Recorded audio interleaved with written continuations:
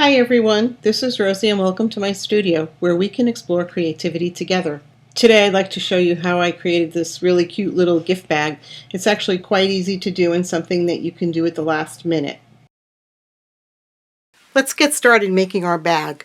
I needed a gift bag for this bag of coffee right here. So I determined the size that I would need for the bag to fit in, the bag of coffee to fit in, and I cut out a piece of fabric. Now I've cut it here on the fold, so it's 8 inches wide and 14 inches from the edge of the fabric to the fold. So essentially I have a piece of fabric here that's 28 inches long. So we're going to open it up. I have the right side here. We're going to open it up, and I've marked on the inside of the bag 2 lines. This line is 1 1/4 inches down from the top, and then this line is 1 inch down from the 1 1/4 inch line. And what we want to do is sew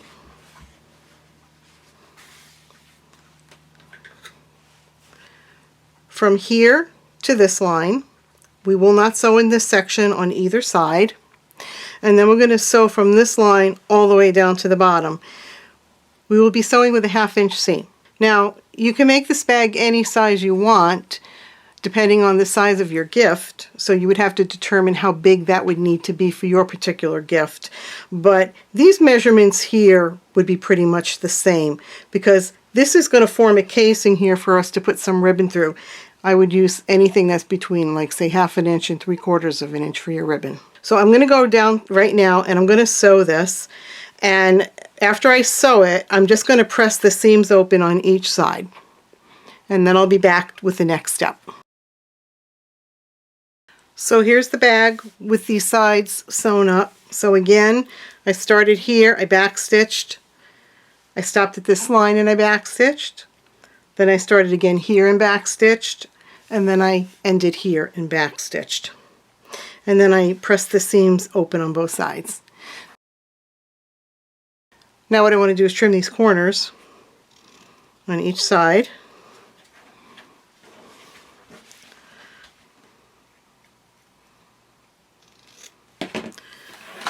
And then the next step will be to turn this down.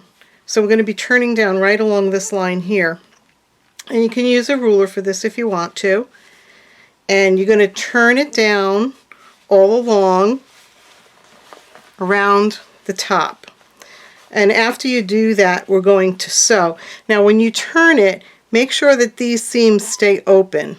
Okay, so in other words, when you fold this back, make sure this seam stays open. If it does not stay open, then you will not be able to get your ribbon in there. So go ahead and fold this down all around, and then you're going to sew right along the edge here. So here's the bag again.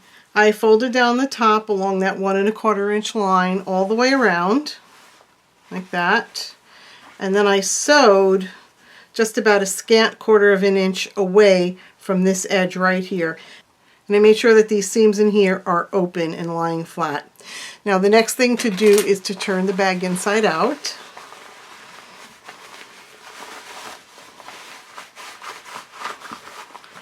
And then I have a little point turner right here that I'm going to stick inside the bag just to coax those edges out a little bit.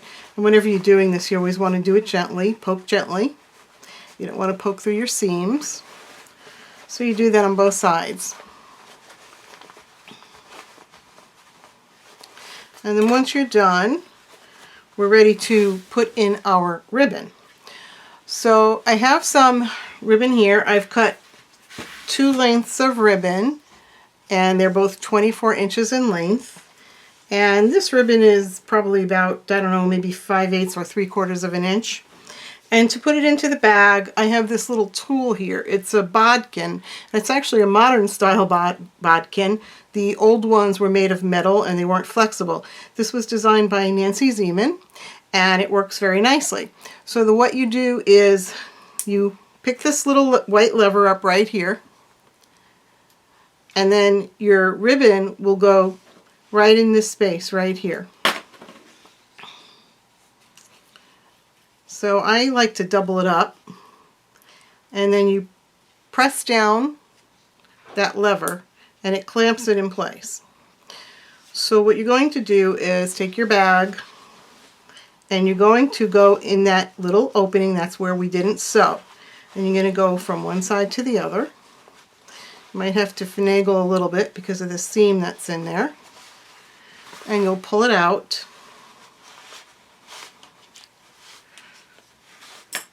Like that. And then you're going to flip it over, and then you're going to go through the other side.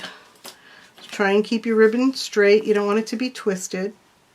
So again, you're going to go in where that seam is, opened, and you'll go out the other side. So just be a little bit patient because sometimes it gets stuck underneath the seam there.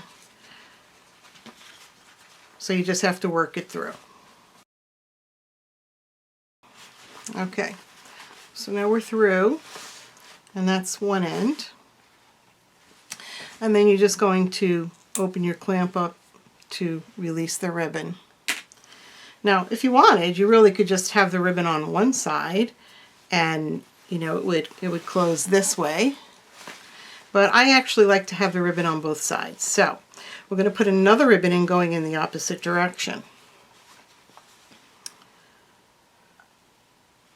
So for this ribbon, we started on this end of the bag. So in the next ribbon we want to insert starting on this end of the bag.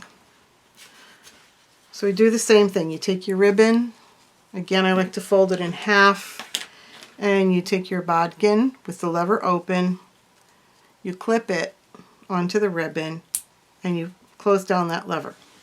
And now we're going to snake this through starting at the opposite end of where we put the first ribbon.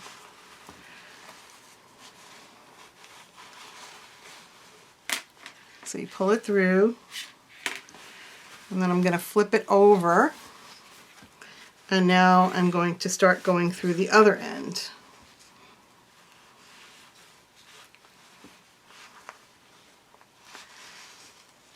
And then it went right through there. Okay. Now I'm going to remove my clip again. And I want to get the ends to be even, so I just kind of put them together and you pull, and that'll make the ends go even there. And then I just tie a little knot on the ends of the ribbons.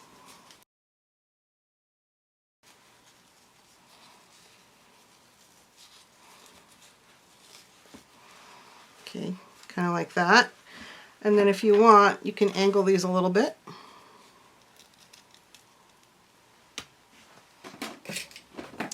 And I do the same thing on this end. I put the ends together, and then I just sort of pull a little bit until they come even.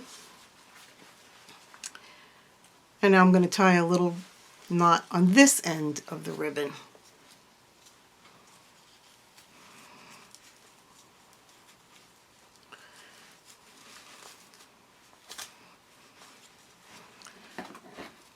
And again, I'll just make a little angle cut there. And then you pull both, and the bag closes. So now we're going to come to the fun part, because we're going to put our little saying on here. So let's go get that ready. So now I've run my material through the maker, and the two important things that you really want to make sure of when you prepare your mat is that you place your material face down, and on the maker you have to mirror your image because these are words, so everything needs to cut out in reverse. So now I have it here, and the next step is for me to weed out all the pieces. So to get this started, I like to just make a little score up in one of the corners. And then when I do that, I can sort of peel it back to get it going. Okay, now you just want to pull very gently.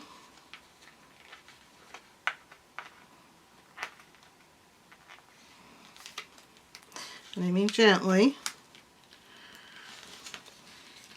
Just watch as you're going, make sure that you're not pulling up any of the letters.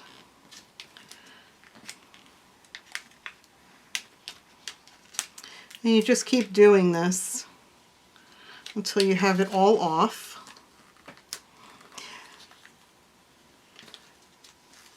And then for the pieces that are inside, like the little box that's inside here, you're just going to take your weeder and just pick it up at the corner and then just pull it off. And you'll do the same thing with the letters. So there you go. I have it all weeded out and I have it positioned on the bag. All I need to do now is iron it down with the Easy Press. If you do want to make this bag and use the same sentiment, I'm going to show you at the end of the video how I created this in Design Space.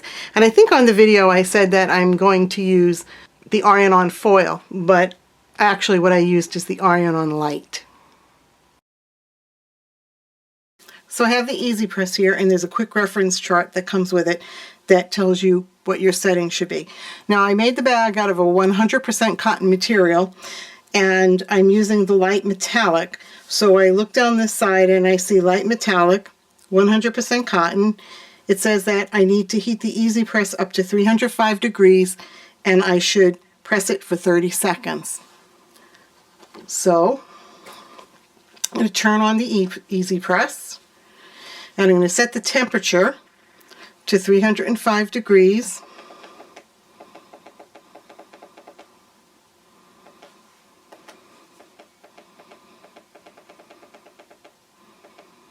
So I'm at 305 and it's already on 30 seconds. So I'm going to set that aside and let it heat up. And I will say, it actually does heat up very quickly. So we'll put this aside. And I'm working on a very hard surface here. It's a wooden top. And I'm going to press on top of a towel. Now, I read the instructions for the material that I'm going to iron down, and it says that I should preheat the surface. So I've put a few little registration marks here on my plastic sheet so that I know exactly where to put this back. And once the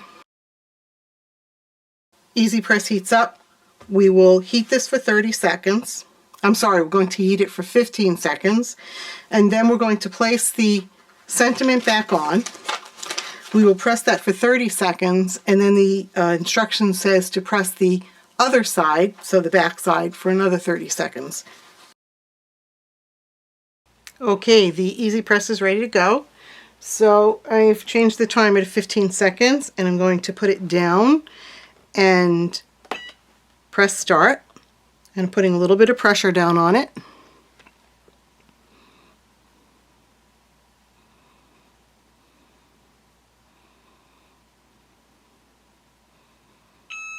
Okay, now I'm going to return it. And I'm going to put my sentiment back down again using the registration marks. Make sure I have it lined up properly. And now I have to change my timer back to 30 seconds. And now I'm ready to press. So I'm going to take the Easy Press one more time, put it down over my sentiment, and press start.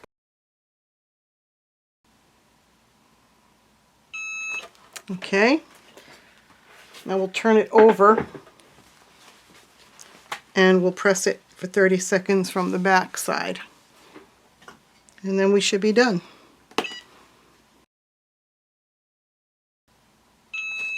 Okay, now I'm going to turn it off. And I will wait for this to cool before I remove the plastic.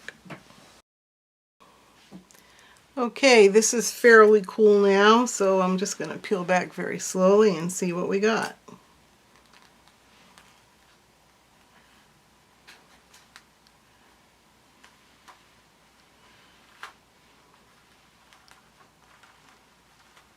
Okay, looks really nice. I don't really see anything lifting up. It looks like it's all laying nice and flat. These registration marks were done with a water-soluble pen, so they'll come right out. So let's put in our coffee and see how it looks.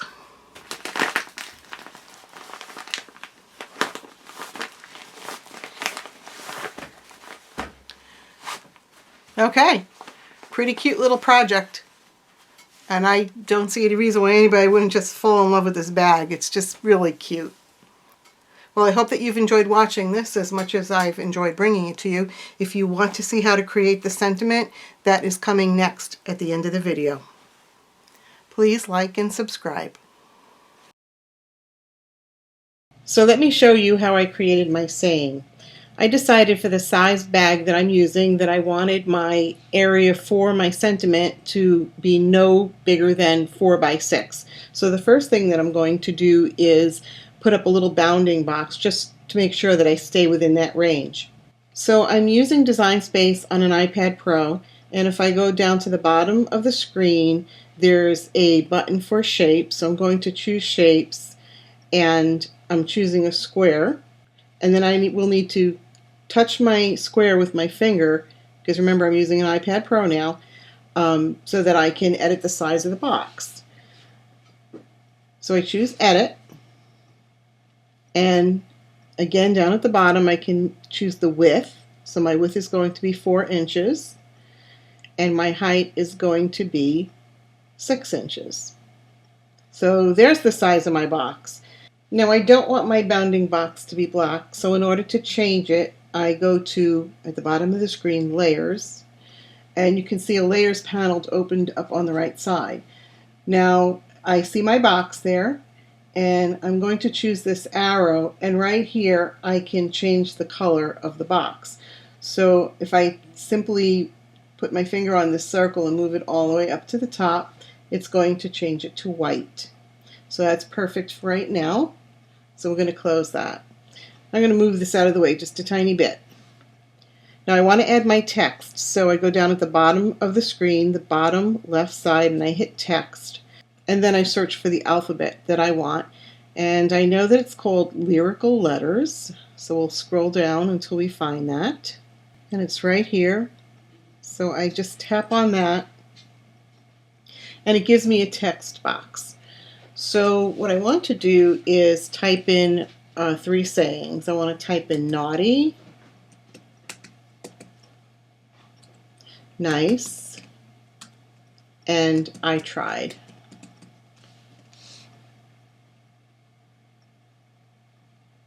Okay, and now I can see my sayings right here. So I want this to be 6 inches high. So I can choose Edit again. I already have it selected, so I choose Edit. And I can change my box size right here at the bottom of the screen where it says width and height. So I'm going to make it right now, let's say 4 inches wide and 6 inches high. Okay.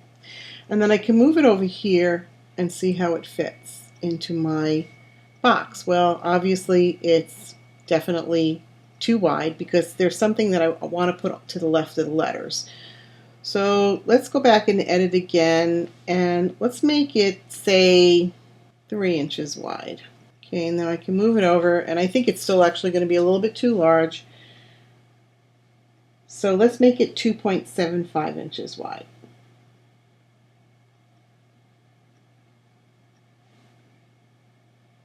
Okay, now I can move it inside my bounding box again. I think that'll work out a little bit better.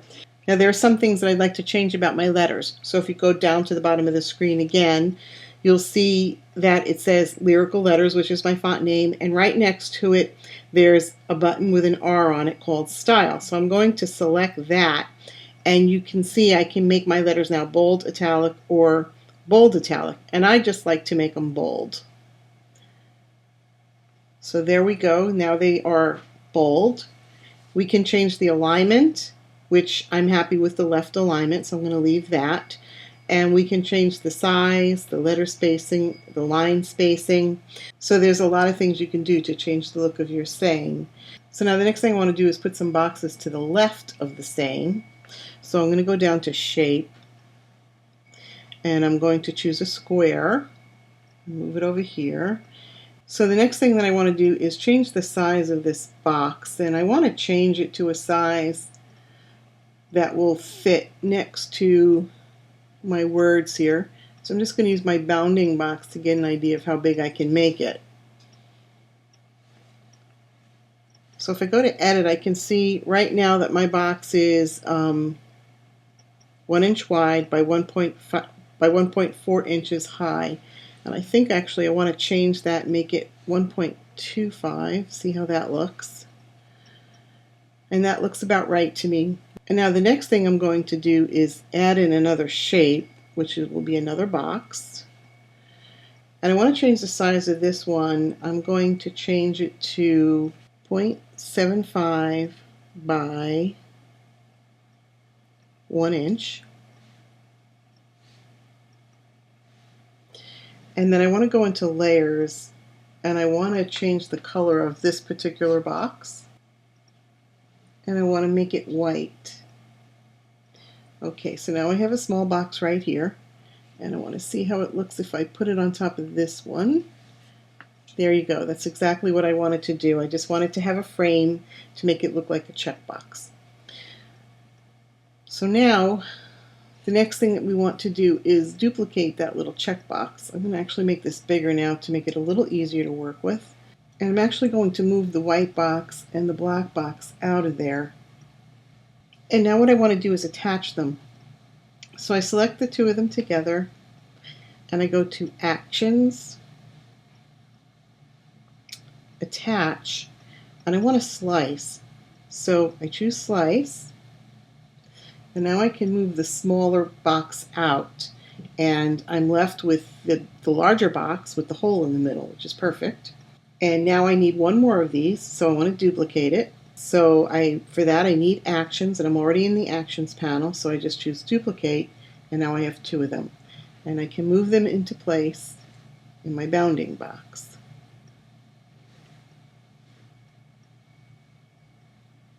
Okay, now my last box is going to select I tried with a check mark. So I need to find a check mark within Cricut Design Space. So I select Images, and then up here I'm going to just simply type in check mark. So you can see here that you have a variety of check marks to choose from, but I have already previously selected one, and it's this one here, and it says that it's already downloaded. So I'm going to choose that one, and then I'm going to choose Insert. And here it is. Okay, so now I need to size it. And if I remember correctly, the size of the other boxes are 1 inch by 1.25 inches. So I'm going to select my new check mark and go to Edit,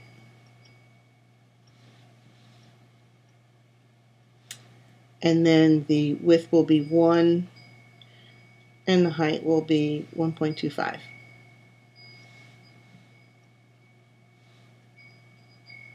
And there you go. So that's basically how I set up my sentiment. You can see the naughty is a little bit outside the bounding box, but I'm not worried about that. And you can see that you can set this up very quickly. So now I need to get rid of my bounding box. So I'm going to select my image until it selects the bounding box, and I believe I'm there right now. And I'm going to move the bounding box off, and I'm going to delete it because I don't need it any longer. Now I want my sentiment to cut all on one mat, and it will not at this point because you can see my check mark is a different color. So to get everything to be the same color so that it prints on one mat as one piece, I select everything, and I need to attach it. I'm already in action, so all I need to do is choose Attach. And now you can see everything is one color. Now all I would need to do is choose Make It. And you can see that everything is selected on one mat, and it will all cut together at the same time. So at this point I can go over to my maker, prepare my mat, and cut this out.